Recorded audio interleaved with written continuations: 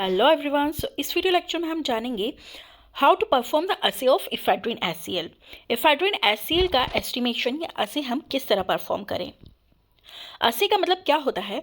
असे का मतलब होता है किसी भी सब्सटेंस की परसेंटेज प्यूरिटी निकालना, मतलब उसकी प्यूरिटी को चेक करना in percent. Okay, so during aqueous non aqueous titration of ephedrine HCl, the chloride anion behave as weak proton acceptor।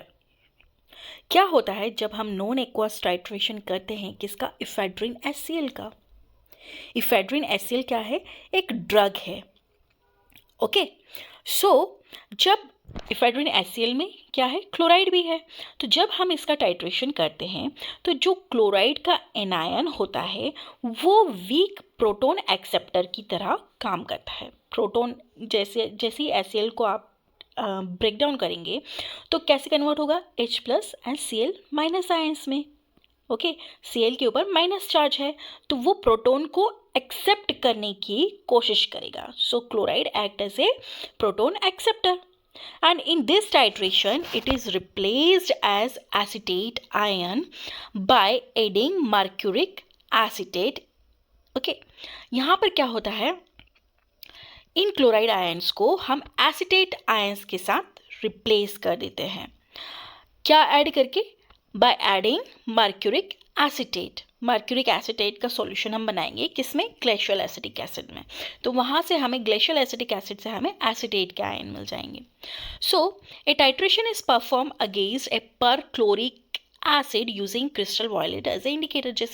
जैसे कि हम जानते हैं कि हर एक टाइट्रेशन में हमें एक स्टैंडर्ड सॉल्यूशन चाहिए होता है, एक टाइट्रेंट चाहिए होता है। सो इन असे ऑफ इफेड्रिन HCl या फिर इन टाइट्रेशन ऑफ इफेड्रिन HCl हम टाइट्रेंट की तरह यूज़ करेंगे परक्लोरिक एसिड को। परक्लोरिक एसिड का स्टैंडर्ड सॉल्यूशन लेंगे और उससे हम टाइट्रेट करेंगे इफेड्रिन HCl को। ओके, और यहाँ पे जो इंडिकेटर यूज़ होगा वो क्रिस्टल वॉयलेट होगा। अब बात करते हैं प्रोसीजर की कि किस तरह आपको इस टाइट्रेशन को परफॉर्म करना है। तो सबसे पहले आप साइड में डायग्राम देखिए कि ब्यूरेट में आप 0.1 नॉर्मल पर क्लोरिक एसिड ले रहे हैं एंड कॉनिकल फ्लास्क में आपका इफेड्रिन HCl है, इंडिकेटर है crystal violet and glacial acetic acid भी है। Okay, so come to the procedure.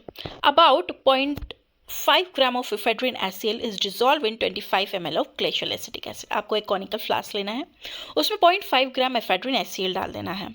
उसके बाद आपको 25 ml ग्लेशियल एसिटिक एसिड डालना है and 10 ml of mercuric acetate solution डालना है।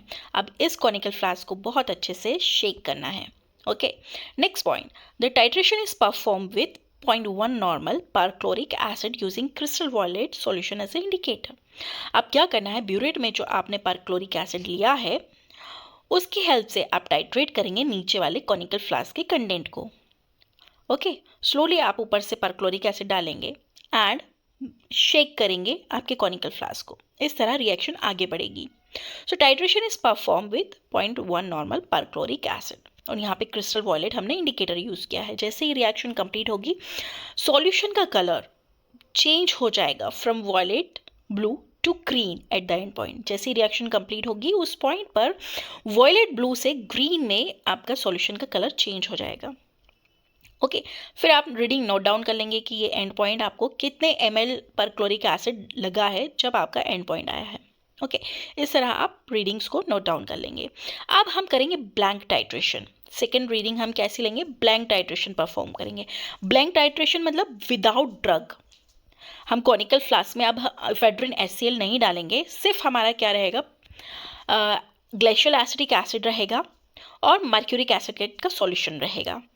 ओके, सो अब हम without drug blank titration perform करेंगे और इस कंटेंट को हम क्या करेंगे? टाइट्रेट करेंगे with the help of perchloric acid. Okay, जो भी रीडिंग आएगी हम नोट डाउन कर लेंगे। अब एक फॉर्मूला हम लगाएंगे।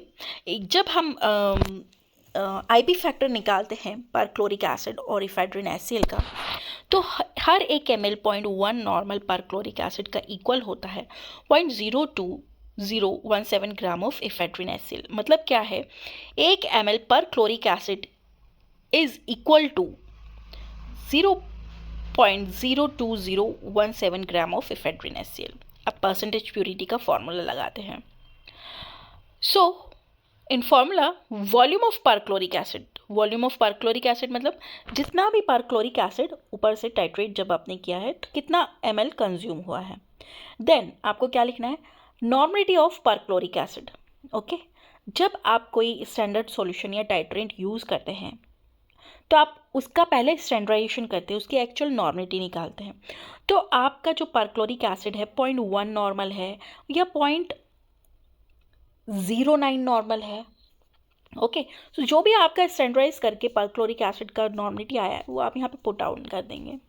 हम मान के चल रहे हैं कि हमारे परक्लोरिक एसिड 0.1 नॉर्मल का था, इनटू आपका IP फैक्टर आ जाएगा यहाँ पे 0.02017 ग्राम, जो इक्वल था 1 ml ऑफ परक्लोरिक एसिड का, इंटू 100 अपॉन में आप वेट ऑफ सैंपल लिख दीजिए।